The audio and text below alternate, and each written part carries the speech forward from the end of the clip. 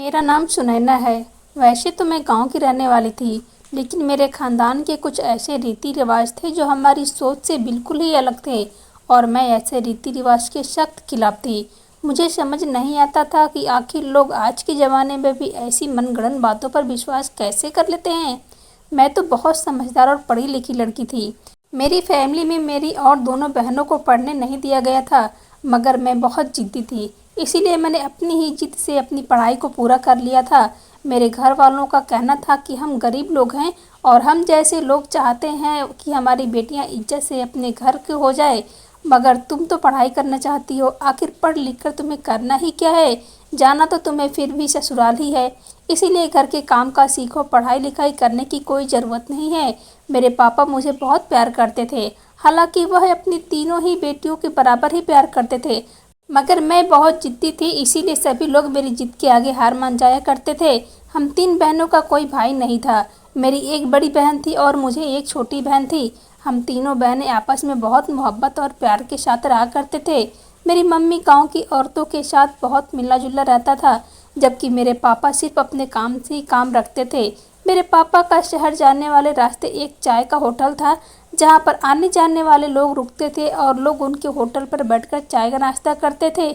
हमारी ज़िंदगी शक उनसे गुजर रही थी। हमारे यहाँ जिस लड़की की शादी होने वाली होती थी, उसकी शादी की एक रात पहले उसे हरे रंग के कपड़े पहना दिए जाते थे, जिसकी वजह से वह लड़की शादी के एक रात पहले अपनी नींद पूरी कर लिया करती थी।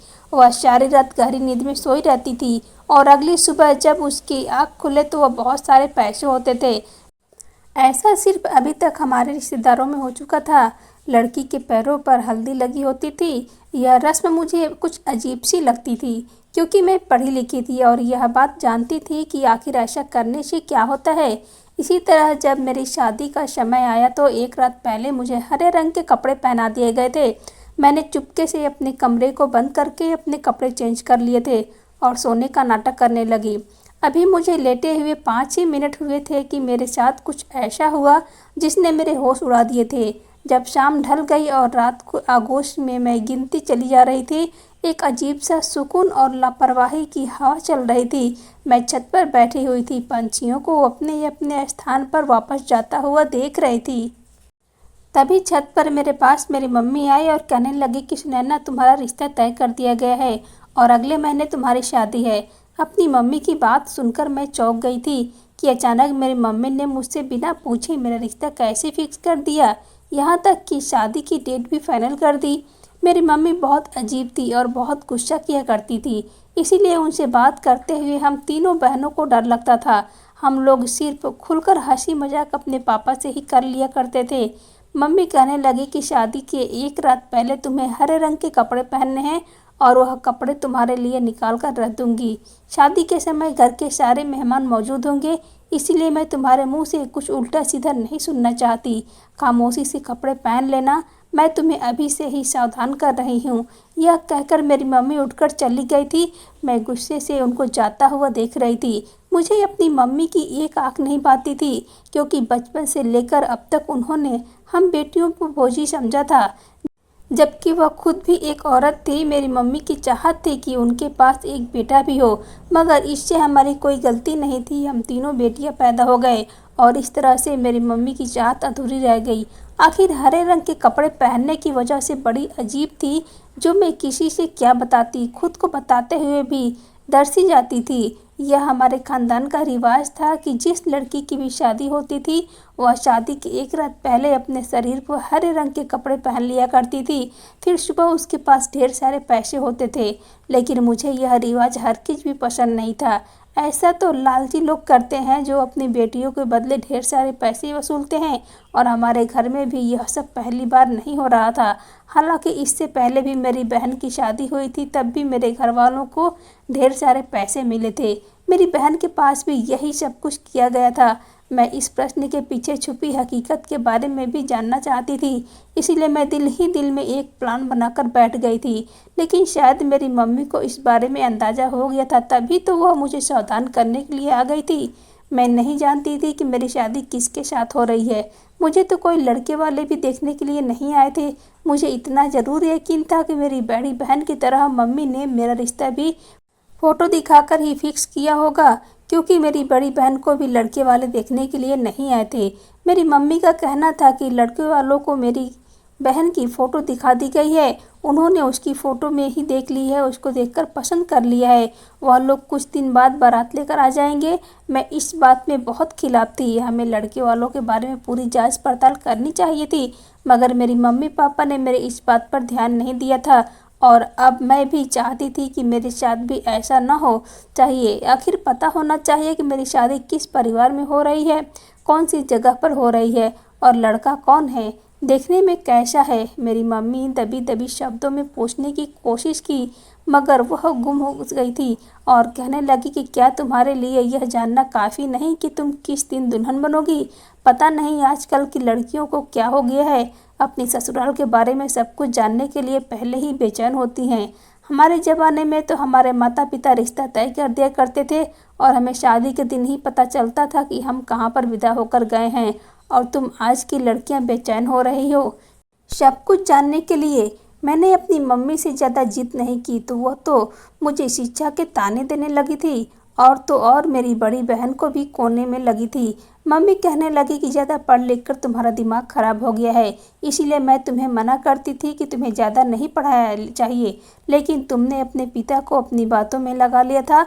यह बहुत चालाक होती है, और वह तुम्हारी बड़ी बहन सुरभि जो घर से भागने की नई रस्म पैदा कर गई, तो तुम उसके पैर में भी मत पड़ना।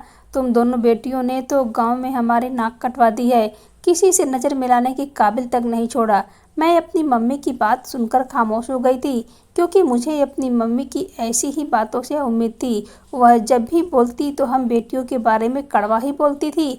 मेरी छोटी बहन को भी वह छोटी छोटी बातों पर डांटती रहती थी। उनकी बातें सुनने में हम तीनों बहनों की आदत थी, इसलिए मैंने भी अपनी मम्मी की बात को इग्नोर कर दिया और अपना पूरा मूड खराब नहीं किया। लेकिन मैं पापा से बात करना चाहती थी। मैं पापा के पास बड़ी आज के आ गई। मैंने पापा से कहा, पापा मेरी जिस लड़के से शादी हो रही है, मैं उसकी फ़ोटो देखना चाहती हूँ, प्लीज़ आप मुझे उसकी फ़ोटो दिखा दो। आपको तो पता होगा ना कि मेरा रिश्ता कहाँ पर फिक्स किया गया है। लेकिन आज पहली बार मुझे बहुत हैरत हुई थी कि मुझे अपने पापा से इस तरह के जवाब की उम्मीद बिल्कुल भी नहीं थी। आज तो उन्होंने बिल्कुल मम्मी की रूप धारण कर लिया था। वह कहने लगे कि नैना खामोश हो जाओ, अपने पिता से तुम्हें ऐसी बेशर्मी की बातें करते हुए शर्म नहीं आ रही क्या? तुम भी अपने दिल में सुरभि के जैसे इरादे रख बैठी हो।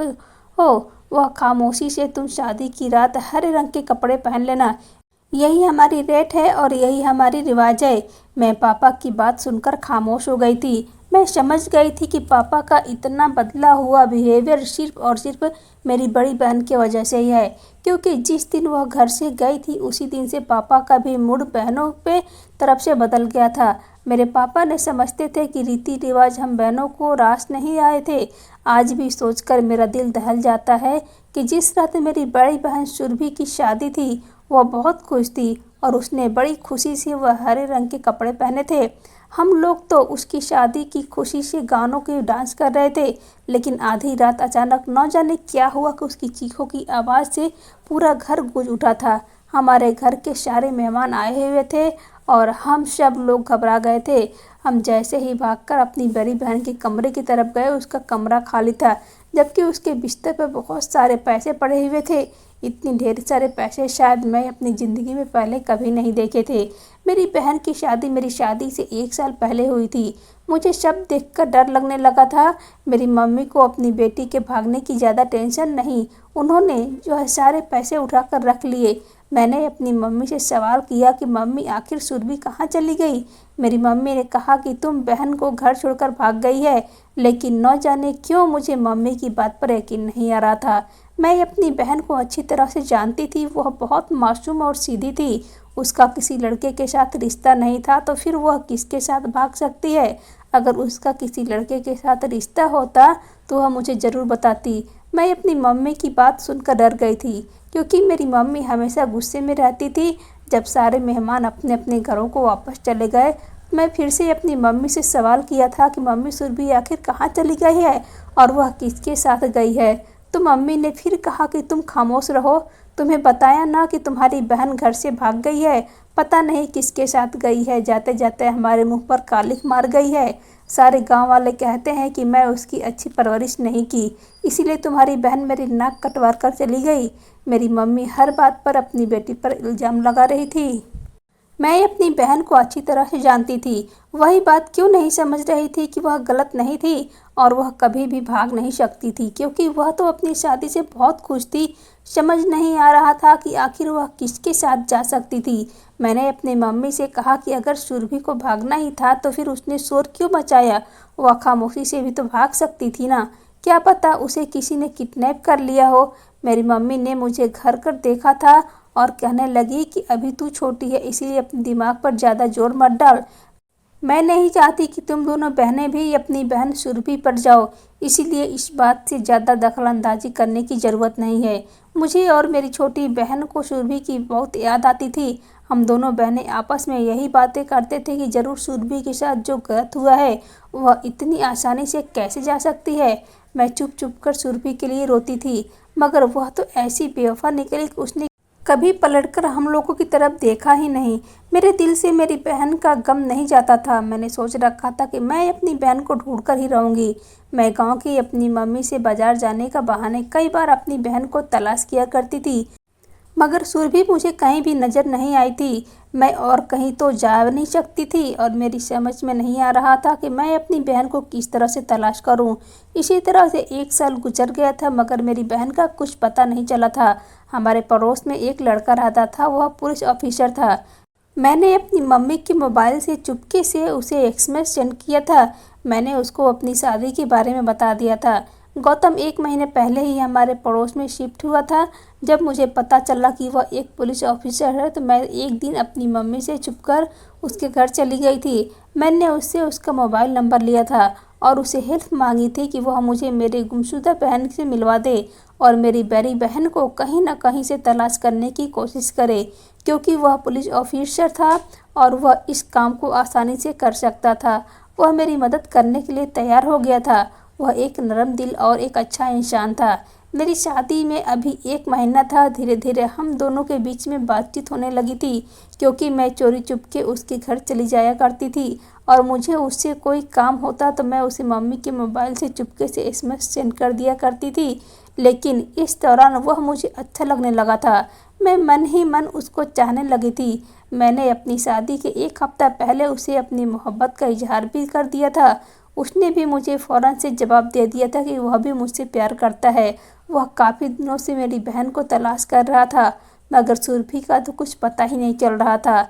मैं गौतम को अपनी शादी के बारे में बताने के बाद बेफिक्र हो गई थी। मुझे उम्मीद थी कि बाकी का मामला वह संभाल लेगा, मगर उसने रिप्लाई नहीं दी तो मेरे होश उड़ गए थे। शादी के 1 हफ्ते पहले उसने मुझसे कहा था कि तुम अपने पेरेंट्स से कहना मान लो और उनके कहने के मुताबिक शादी कर लो। तुम्हें अपने पेरेंट्स के फैसले के मुताबिक सर झुका लेना चाहिए। मैं उसके मैसेज को बार बार पढ़ रही थी और मेरी आंखों से आंसू निकल रहे थे। अब मेरे पास कोई सलूशन नहीं बचा था, इसलिए मैंने शादी की तैयारी शुरू कर दी थी और मैं अपनी शादी को एक्सेप्ट भी कर लिया था। मैंने अपने लिए कपड़े खरीद लिए थे और एक दिन मेरे घर में कोई भी नहीं था, क्योंकि मेरे मम्मी पापा मेरी शादी की इनविटेशन हमारे रिश्तेदारों को देने के लिए शहर गए हुए थे। इसीलिए मैं और मेरी छोटी बहन घर पर अकेले थे। तभी अचानक से घर के दरवाजे पर दस्तक हुई थी। खिड़की से झाँक कर देखा तो वह एक भिखारी खड़ा हुआ था। मुझे लगा कि उसे पैसे चाहिए होंगे। मैं उसके लिए पैसे निकाल कर ले गई। मैंने जैसे ही उसको पैसे दिए तो उसने मेरे हाथ में पैसे नहीं लिए, बल्कि वह तो कहने लगा कि शादी की रात तुम्हारे हरे रंग के कपड़े हरगिज मत पहनना, नहीं तो तुम बर्बाद हो जाओगी। सुरभि की तरह इतना कहकर वह भिखारी हमारे घर से चला गया था। मैं उसे आवाज़ देती रही, मगर उसने मेरी आवाज़ नहीं सुनी थी। मैं उसकी बात से बहुत घबरा गई थी, इसीलिए घर का दरवाज़ा जल्दी से बंद करके अपनी बहन के गले लग गई थी। मेरी बहन भी मुझे देखकर परेशान हो गई थी। उसने पूछने लगी कि दीदी क्या हो गया। मैंने उसको भिखारी की बात बताई तो वह कहने लगी कि दीदी यह भिखारी तो पैसे लेने के लिए ऐसे ही करते हैं। लेकिन फिर भी मैं सारा दिन उसकी बात से परेशान रही थी। रात को फिर से जब सोने के लिए लेट गई तो मुझे वह भिखारी याद आ रहा था। उसकी बातों से मेरा शरीर धड़ धड़ काँप रहा था। उससे भी कार से छुप ऐसा जरूर था जिसे मुझे चौंका दिया था। आखिर क्या था यह मैं याद नहीं कर पा रही थी, लेकिन उसके शब्द अभी तक मेरे दिमाग में घूम रहे थे। वह कौन था और गुंजन और सुरभि को कैसे जानता था। गुंजन मेरी बुआ की बेटी थी और उसकी शादी भी इसी तरीके से हरे रंग के कपड़े पहनने के बाद हुई थी। उसकी शादी को 3 महीने गुजर गए थे, मगर अभी तक वह अपने मायके नहीं आई थी। हमारे खानदान में जितनी भी लड़कियों की शादी होती थी, वो अपने ससुराल जाने के बाद मायके कभी पलट कर नहीं आती थी। हर लड़की रात में हरे रंग के कपड़े पहनती थी और सुबह विदा होकर अपने ससुराल चली जाती थी, लेकिन फिर उनका कोई अता पता नहीं मिलता था। वह कहाँ रहती थी, कहाँ जाती, उसकी कोई खबर किसी को नहीं होती थी और ना ही उसके मायके वाले इस बारे में कोई जानकारी लिया करते थे। हमारे खानदान वाले तो बेटियों को विदा करने के बाद उन्हें उनके हाल पर छोड़ दिया करते थे। मैं अपनी मम्मी से पूछती तो वह कहती कि सब कुछ इस हरे रंग के कपड़ों का कमाल होता है।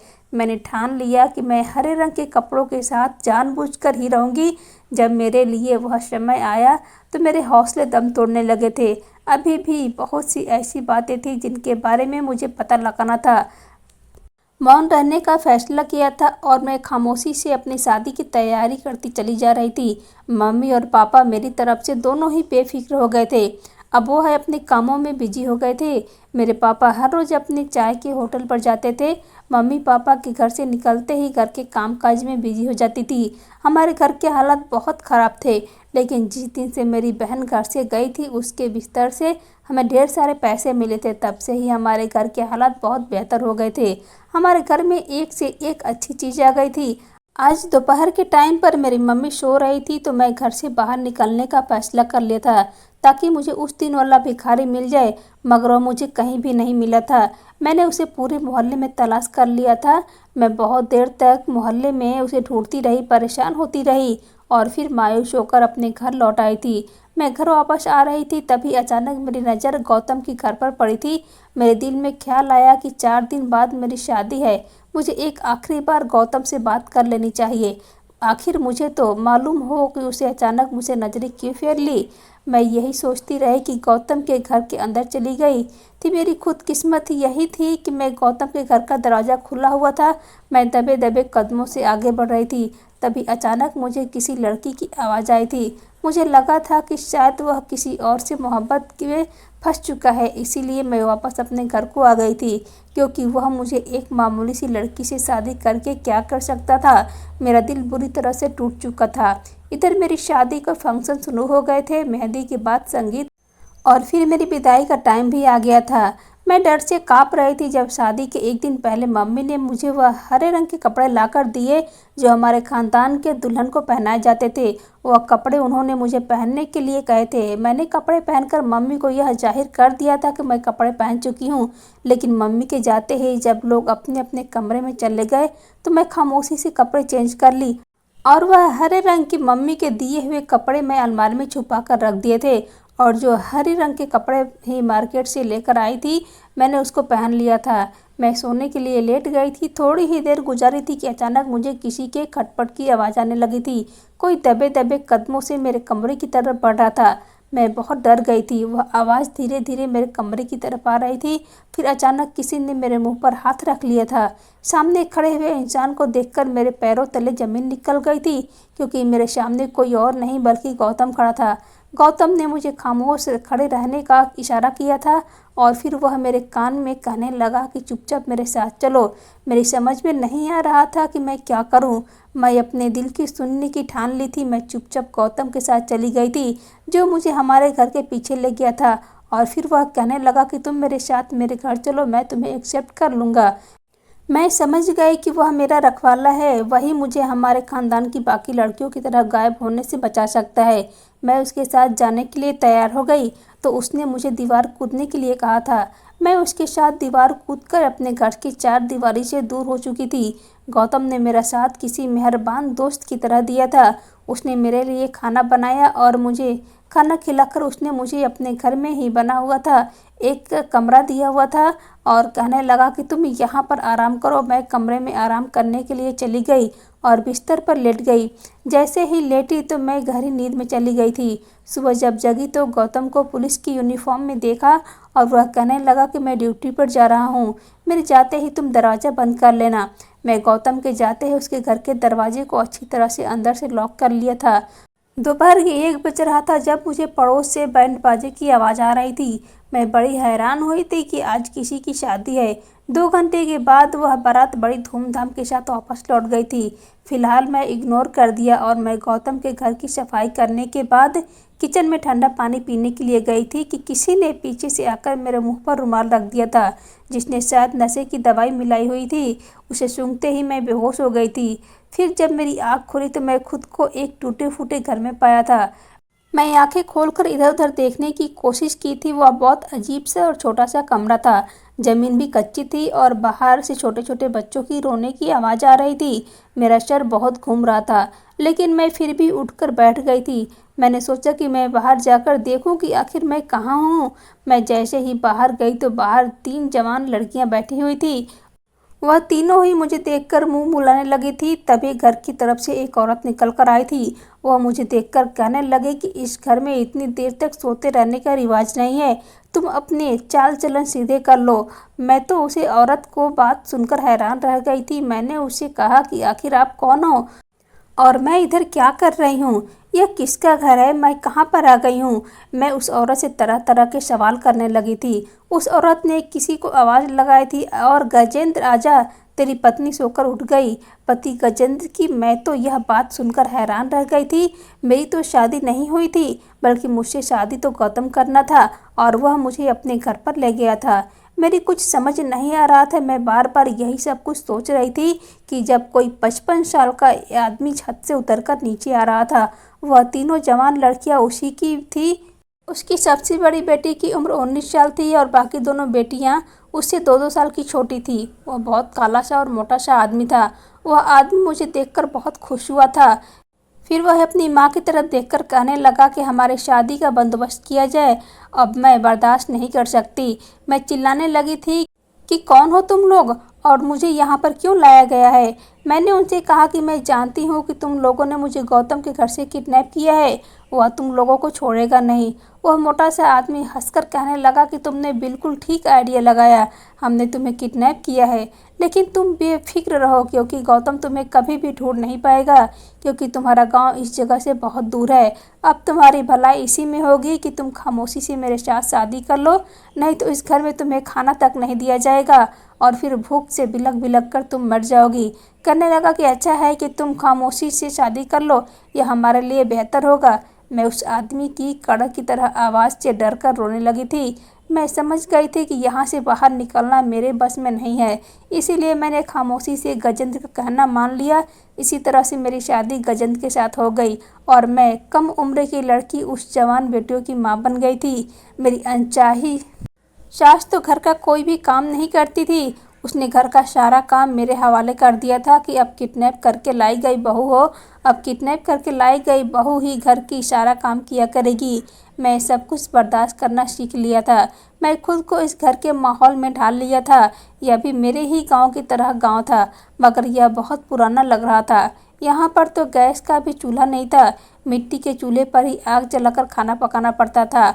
आग जलते जलते मेरी आंखों के धुएं से फूल जाती थी। काफ़ी समय तक तो मुझे कुछ भी नज़र नहीं आता था। मैं अपनी किस्मत में घंटों बैठकर रोती रहती थी और गजेंद्र के तीनों ही बेटियां मुझे तंग करने की कोई कमी नहीं छोड़ती थी। गजेंद्र की सबसे बड़ी बेटी तो मुझसे सिर्फ 2 साल छोटी थी और रिश्ते में मैं उसकी माँ बन गई थी। गजेंद्र की पहली पत्नी मर चुकी थी, इसीलिए उसने मुझसे दूसरी शादी की थी। मैं तीनों लड़कियों के सारे काम किया करती थी और अपनी सास की भी खूब सेवा करती थी, लेकिन मैं खुद को हर वक्त चौकन्ना करके रखा हुआ था। मेरी सास के पास सारा दिन गांव की उनकी वजह से मुझे पता चलता था कि मुझे बंगाल के छोटे से गांव में लाया गया है, जबकि मेरे घर बंगाल से बहुत दूर था। मैं कभी बंगाल नहीं आई थी। यहाँ पर तो मेरा कोई अपना भी नहीं था। मुझे कोई ढूंढ नहीं पाता, इसलिए मुझे यहाँ से गायब होने के लिए खुद ही कोई कोशिश करनी थी। इस गांव में गजेंद्र की पत्नी बनकर रहना मेरे लिए नाकाबिले बर्दाश्त था।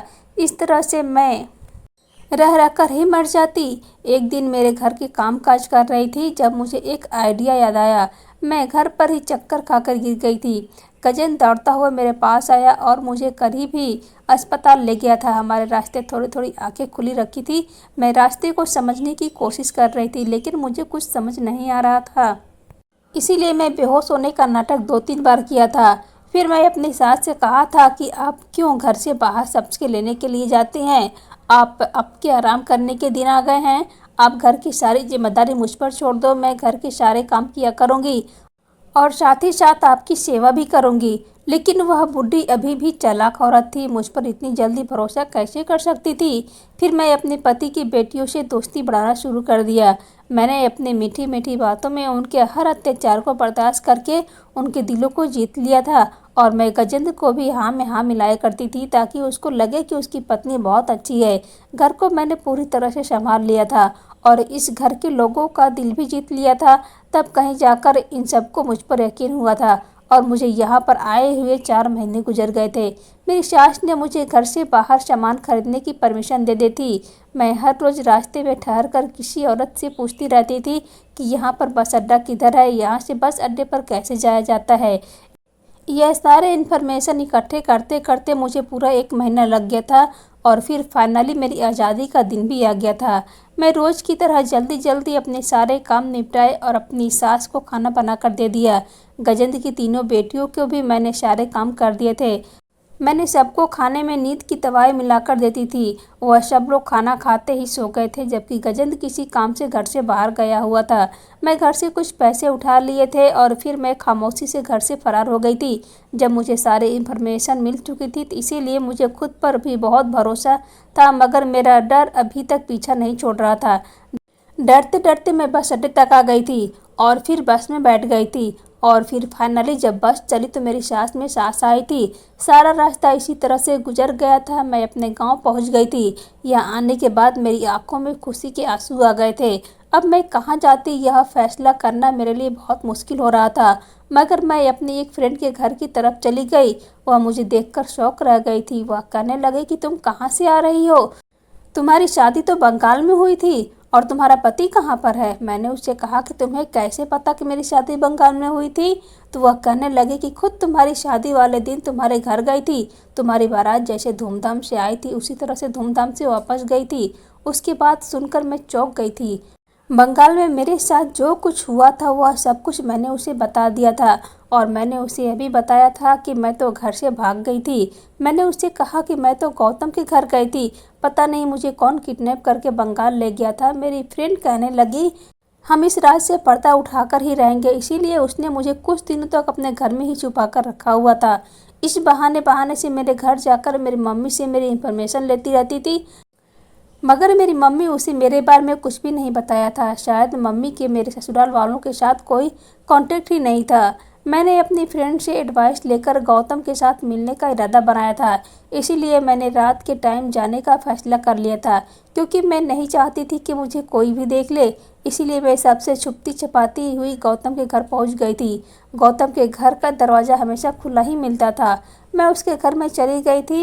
मुझे गौतम की किसी से फ़ोन पर बात करने की आवाज़ आ रही थी। वह तेज़ तेज़ बोल रहा था। वह फ़ोन पर किसी से झगड़ा कर रहा था।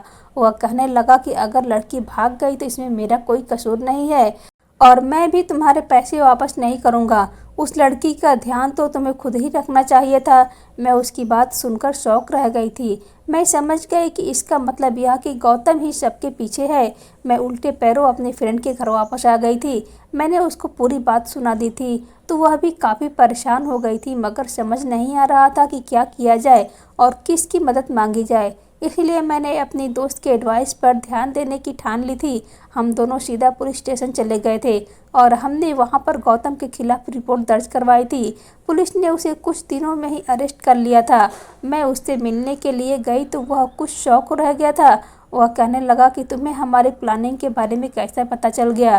तुम्हें कैसे पता चला कि तुम्हारी किडनैप में मेरा भी हाथ है? मुझे गौतम की बात सुनकर करंट लगा था। फिर मैं मुस्कुराकर उसे कहने लगी कि मुजरिम अपना जुर्म करने के बाद कोई ना कोई निशानी जरूर छोड़ देता है। तुमने भी एक निशानी छोड़ दी थी। मुझे यह बताओ आखिर तुमने शक क्यों किया? गौतम कहने लगा कि मैं कोई पुलिस ऑफिसर नहीं हूँ। मैं तो तुम्हारे पेरेंट्स और तुम्हारे रिश्तेदारों की ही गैंग का हिस्सा हूँ। तुम्हारी फैमिली के रिवाज की शादी की एक रात पहले लड़कियों को गायब कर दिया जाता है, इसीलिए हरे रंग के कपड़े का नाटक किया जाता है। दरअसल उन हरे रंग के कपड़ों में नशे की दवाइयाँ मिली होती थी जिसको पहनने के बाद लड़कियाँ बेहोशी का शिकार हो जाती थी और वह लोग जिनको लड़कियां बेच दी जाती थी वह उसे उठाकर ले जाते थे और उसकी जगह ढेर सारे पैसे रख जाते थे। इसीलिए ये किया जाता था ताकि शादी के समय दूल्हे को देखकर दुल्हन शादी से इनकार न कर दे। और फिर सुबह के समय बारात आई थी और बिना दुल्हन के ही वापस चली जाती थी, क्योंकि दुल्हन तो पहले से ही ठिकाने पर पहुंचा दी जाती थी। तुम्हारी बड़ी बहन सुरभि ने भी उसी रात बहुत चालाकी की थी। उसने वह कपड़े बदल लिए थे और वह बेहोश नहीं हुई थी। जबकि उसके खरीदार आए हुए तो वह डर गई, इसलिए वह चिल्लाने लगी थी और वह लोग घबरा गए और उसे उठाकर ले गए थे। इसीलिए तुम्हारी मम्मी ने सबको बता दिया कि उनकी बेटी भाग गई है। हर लड़की को जो बेची जाती थी वह शादी के लिए ही बेची जाती थी, क्योंकि कई अलग अलग शहर से जगह पर ऐसे लोग मौजूद होते हैं जिनकी शादियां नहीं होती। उन लोगों की शादी हम इस तरह से पैसे वसूल करके करवाते हैं, जिसमें सबसे ज़्यादा फ़ायदा तुम लोगों के पेरेंट्स का होता था। तुम्हारी बड़ी बहन बहुत जिद्दी लड़की थी, वह किसी हाल पर भी उसे उम्रवार आदमी से पत्नी नहीं बनना चाहती थी। इसीलिए उसको ज़बरदस्ती किडनैप करके इतनी दूर भेज दिया गया कि तुम कभी भी अपनी बहन को ढूंढ ना सकती। हमें पता था कि हर लड़की को उन कपड़ों पर शक होता है और तुम भी बहुत चालाक हो। सबसे ज़्यादा शक तो तुम्हें था। तुम्हारी मम्मी मुझे इस बारे में पहले ही बता चुकी थी, इसीलिए मैं तुम्हारे पड़ोस में पुलिस ऑफिसर बनकर आ गया था।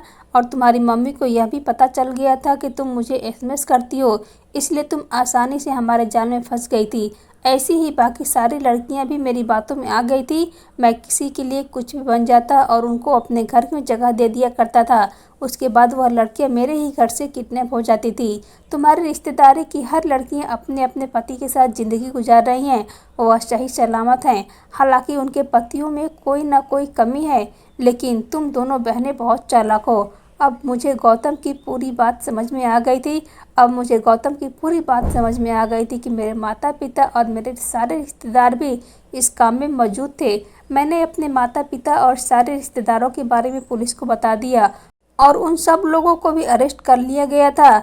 अब मैं अपनी छोटी बहन के साथ ऐसा नहीं होने देना चाहती थी जैसा हम दोनों बहनों के साथ हुआ था।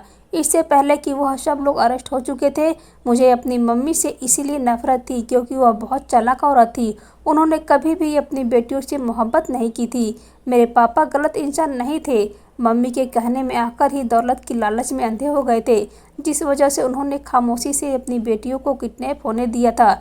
जितनी लड़कियां ज़बरदस्ती की ज़िंदगी गुजार रही हैं, पुलिस ने उन सारे लड़कियों से पूछताछ कर ली और उस दौरान मुझे मेरी बहन भी मिल गई।